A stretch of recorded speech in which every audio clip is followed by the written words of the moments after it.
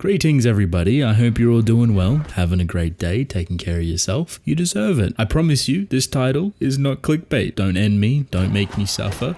This is straight manifestation. Every manga that I'm about to talk about, which is a good bunch of them, have the very high probability and possibility that they will all get anime adaptations within the future. Some more than others, but it's around 60 to like 85% chance, if that. They're all popular, they're all successful, and they all deserve it.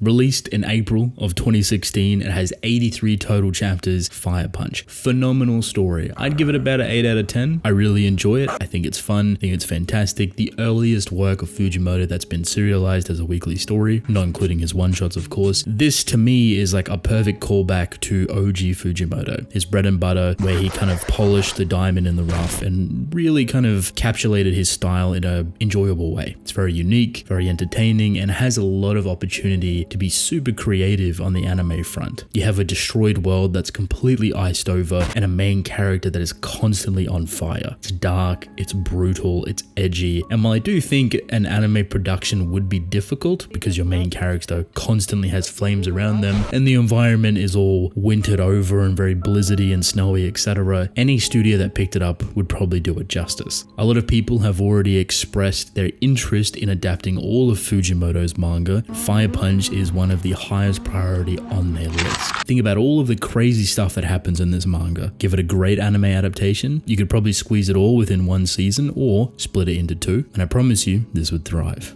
November 2020, horrible year. 143 chapters as we speak. Sakamoto Days.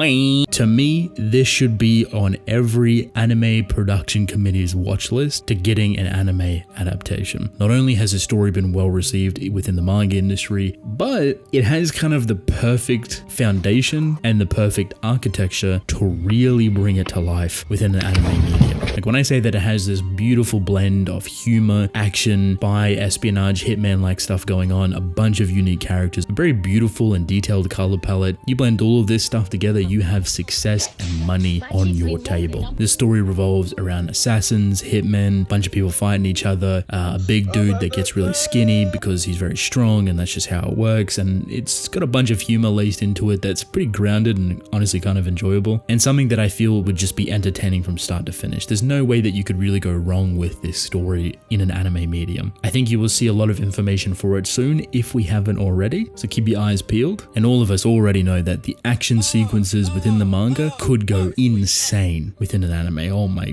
goodness, oh my lord. You wouldn't be watching this video without leaving a like and subscribe.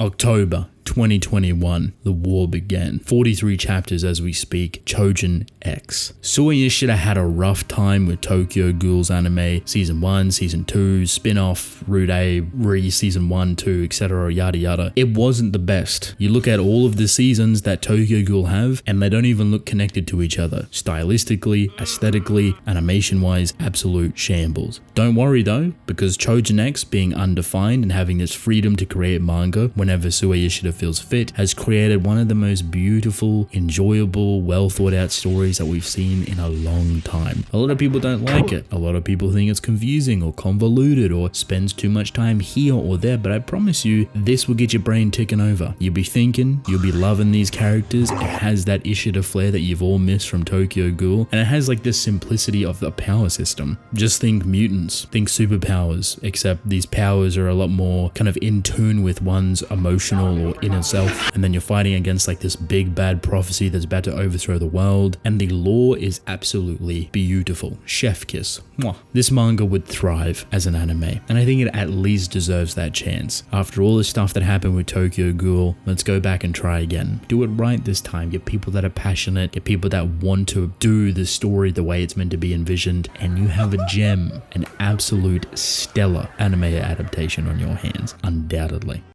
September 2022, 54 chapters as we speak. Kindergarten Wars. If you haven't read this story, I don't know what you're doing. If you like Spy Family, if you like Sakamoto Days, Kindergarten Wars is the next big thing, and it is extremely popular, especially for something that's not within Weekly Shonen Jump. It's going crazy. This to me is kind of like the response to Spy Family and Sakamoto Days, yet if it gets an anime very early on, I could see it catapulting, skyrocketing, and taking over the world very quickly. It has that action, it has that quirkiness, that humor, these ex-hitman, assassin, and crazy-like characters being teachers towards very prolific and powerful children. It's a kindergarten, and this kindergarten gets attacked by a lot of powerful people because they want to harm the powerful parents of those children. So you need powerful people to teach and protect those children. Beautiful setup, beautiful combination, and I think would work perfectly anime-wise. I wouldn't be surprised if this is already on a lot of companies' watch list. I know they're looking at the success of Spy Family. Let's traverse that to Kindergarten Wars.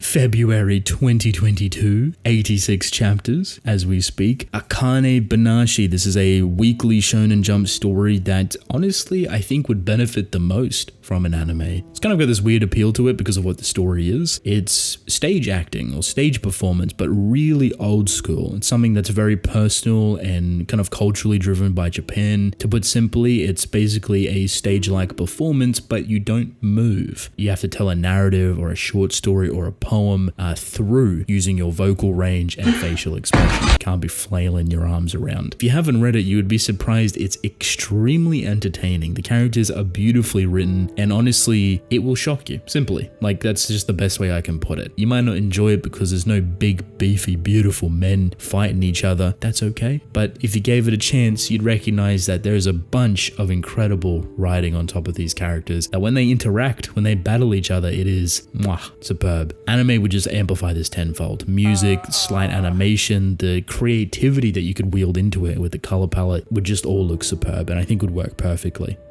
April 2021, 118 chapters as we speak. The iconic, the best to ever do it, Dandadan. I need this to be animated. This is prime fuel, prime storytelling, prime creativity for anime success. This story is constantly on edge, on its toes, doing something creative every single week, and has some really well put together story arcs. It might be a little bit flippant for people at the beginning with how much new stuff it brings in every single week or every single month, feeling very monster of the week at times. But when it starts to get into the flow of introducing characters and their personal arcs and their personal regrets, as well as like the bigger narrative arcs that are very grand, especially like around the 100 chapter mark, you're looking at some of the most interesting and unique storytelling that could be portrayed in anime since forever ago. I wouldn't be surprised if this gets its official announcement very, very soon, but I am worried. The artistry that goes into Dandadan is insane. It's unreal. I don't know how it's humanly possible that they're able to achieve this type of stuff every single week. If you haven't read it, please just go read like the first 5 chapters. You know what I'm talking about. This type of artistry is consistent for the 118 chapters that have been released so far. Not human. If they're able to at least partially, somewhat, get the vibe, the aesthetic, the comedic corniness of this show and really have fun with it color-wise and animation-wise, it may be overwhelming to do,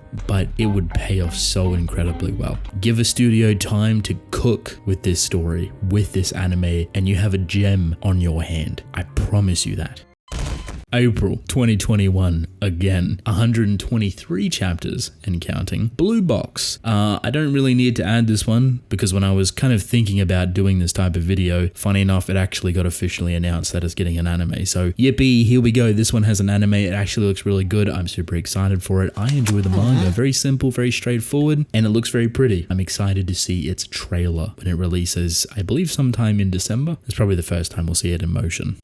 February 2022, 77 chapters, Gachi Akuta. A lot of you may know this story, a lot of you may not. This, to me, prime opportunity to bring back edge, to put that gritty, disgusting edginess all combined together into a very beautiful anime production that a lot of people will love. The story is actually super entertaining, it's super artsy. I don't know if the artwork would be able to translate well to an anime, but as long as they get close enough, I think it'd do pretty well. It's got an interesting premise, it's got pretty cool abilities, a whole whole monster situation going on, the grunginess, the graffiti-esque style that it has going. Now, if they really wanted to show off, they could with this story, creatively. Like, they could get super unique with like just the style of what Gachi Yakuza actually is. And I wouldn't be surprised if a lot of companies are too also eyeing this off potentially because it is well received, it's getting a lot more popular, and it's about time that we get something that's a little bit more on the edge, a little bit more grim, you know what I mean? So I'd be excited to see it animated, and I think it deserves it.